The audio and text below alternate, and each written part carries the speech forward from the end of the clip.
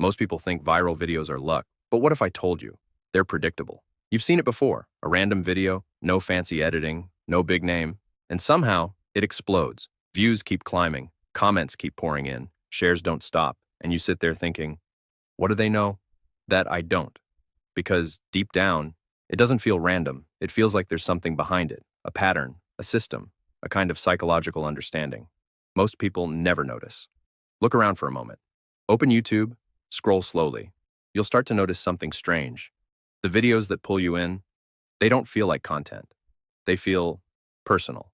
A title like, "You're not lazy, you're just overwhelmed." Or, "Why you can't focus anymore." You didn't plan to click it, but something inside you reacted. And this is where most creators are already getting it wrong. They think virality is about editing, trends, algorithms, but it's not. Virality begins in the mind. People who know how to go viral, they're not just creating videos, they're understanding people. Quietly, deeply, consistently. Most creators try to impress. Better camera, better visuals, more effort. But here's the uncomfortable truth. People don't watch effort. They respond to emotion. Think about your own behavior late at night when you're alone, scrolling without thinking. You're not searching for content. You're searching for something you can't explain. Clarity, maybe. Relief, maybe. Understanding, definitely. And the creators who go viral, they start exactly there. Not with, what should I post? But with, what is someone feeling right now that they don't fully understand? That's the difference. And it's small, but powerful. Because people don't just chase feelings, they avoid discomfort. They move away from confusion, they move toward clarity, and when a video promises that shift, they click. But it goes deeper than that, much deeper. People aren't just watching videos. They're searching for identity. When you click on a video like, how to stay disciplined when you feel lost, you're not just watching, you're connecting with a version of yourself that you want to become. And this is what most creators never realize. They're trying to give information, while viral creators are shaping identity, subtly, without forcing it, without saying it directly. You watch one video, then another, and slowly, something shifts, your thinking changes, your perspective adjusts, and you don't even notice when it happens. That's influence, real influence. Now here's where things get even more interesting, because every viral video triggers something specific inside you, not randomly, but predictably. In fact, if you look closely, every viral video follows three invisible triggers: curiosity, emotion, and identity. Curiosity is what stops your scroll. It creates that small gap in your mind where you need to know more. Like when you read, "This is why you can't focus anymore." Your brain immediately asks, "Wait, why?" And just like that, you click. Emotion is what keeps you watching. Not logic, not facts. Emotion. It makes you feel understood, seen, sometimes even uncomfortable, but in a way that feels true. An identity. That's what makes you stay. That's what makes you subscribe. That's what makes you come back. Because the video didn't just entertain you, it reflected you. Now think about this. Why do people share videos? Not for information, not even for entertainment. They share because it represents them. It says something they've been feeling, but couldn't explain. This is so me. You've probably said that before, or at least thought it. That moment right there. That's virality. But here's where almost everyone fails. They try to go viral without understanding people. They copy trends. They follow formulas. They chase what's already working. And for a moment, it might work, but it doesn't last.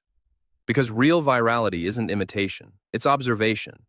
You start noticing patterns, why certain words pull attention, why certain pauses feel powerful, why some ideas spread and others don't.